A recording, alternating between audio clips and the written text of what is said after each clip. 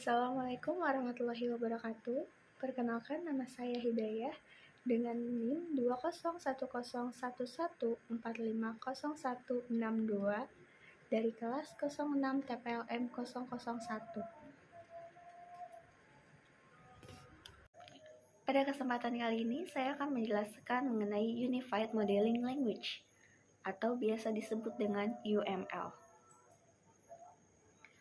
UML disebut sebagai bahasa yang telah distandarisasikan atau digunakan dalam memodelkan suatu software atau sistem. UML sebagai bahasa yang memberikan vocabulary dan tatanan penulisan kata untuk kegunaan komunikasi. UML merupakan sebuah bahasa model, yaitu bahasa yang mempunyai vocabulary dan konsep tatanan atau aturan penulisan serta secara fisik mempresentasikan dari sebuah sistem. UML adalah bahasa standar untuk pengembangan sebuah sistem yang dapat menyampaikan bagaimana membuat dan membentuk model-model, tetapi tidak dapat menyampaikan kapan dan apa model yang seharusnya dibuat.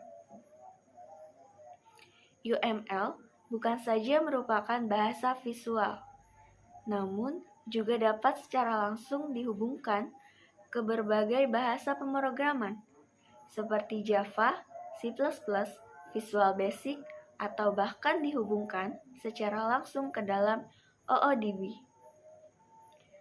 Pendokumentasiannya: Recruitment, Architecture, Design, Source Code, Project Plan, Test, and Prototype. Sejarah UML. Pendekatan analisa dan rancangan dengan model OO diperkenalkan sejak 1970 sampai dengan akhir 1980.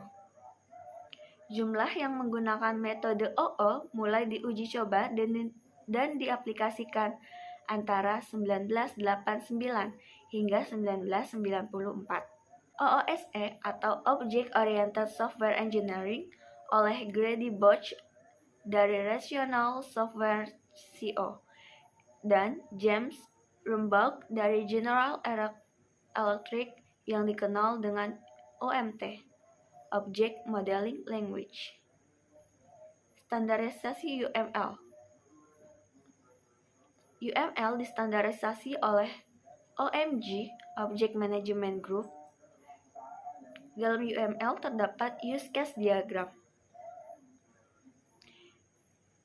Deskripsi fungsi yang disediakan oleh sistem dalam bentuk teks sebagai dokumentasi dari use case simbol. Menjelaskan dan menerangkan kebutuhan yang diinginkan atau dikehendaki user. Menggambarkan urutan interaksi antara satu atau lebih aktor dan sistem. Untuk terciptanya sebuah use case diagram, diperlukan aktor, di mana aktor tersebut mempresentasikan seseorang yang berinteraksi dengan sebuah sistem. Kemudian ada class diagram. Class diagram ini menggambarkan struktur statis class dalam sistem. Class memiliki 3 area pokok, yaitu nama, atribut, dan juga metode. Atribut dan metode dapat mempunyai sifat privat atau tidak dapat dipanggil dari luar kelas. Juga sifat protected, hanya dapat dipanggil oleh kelas yang bersangkutan dan anak-anak yang mewarisinya, dan public dapat dipanggil oleh siapa saja. Kemudian ada state diagram. State diagram ini menggambarkan semua state yang dimiliki oleh suatu objek dari suatu kelas dan kejadiannya yang menyebabkan state berubah. State diagram meliputi seluruh pesan dari objek yang dapat mengirim dan menerima. Skenario mempresentasikan satu jalur yang melewati sebuah state transition diagram. Jarak waktu antara dua pesan yang dikirim oleh suatu objek mempresentasikan sebuah state. Kemudian ada squash diagram. Ia menggambarkan interaksi antara sejumlah objek dalam urutan waktu, berguna untuk menunjukkan rangkaian pesan yang dikirim antar objek dan interaksi antar objek. Digambarkan dengan segi 4 yang berisi nama dari objek yang digarisbawahi. Kemudian ada activity diagram. Activity diagram menggambarkan rangkaian aliran dari aktivitas. Biasanya digunakan untuk mendeskripsikan aktivitas yang dibentuk dalam suatu operasi. Juga mempresentasikan bisnis, juga workflow operasional dalam suatu sistem.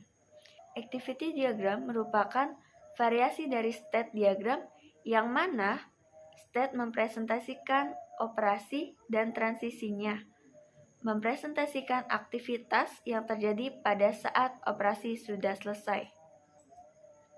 Kesimpulannya, UML mempermudah para analisis dan programmer untuk melakukan forward maupun reserve engineering. UML memudahkan metamodel sehingga pembacaan alur sebuah aplikasi dapat dipermudah. UML adalah notasi visual untuk menggambarkan konsep berorientasi objek yang dewasa, menjadi standar dalam proyek berorientasi objek. Sekian, wassalamualaikum warahmatullahi wabarakatuh.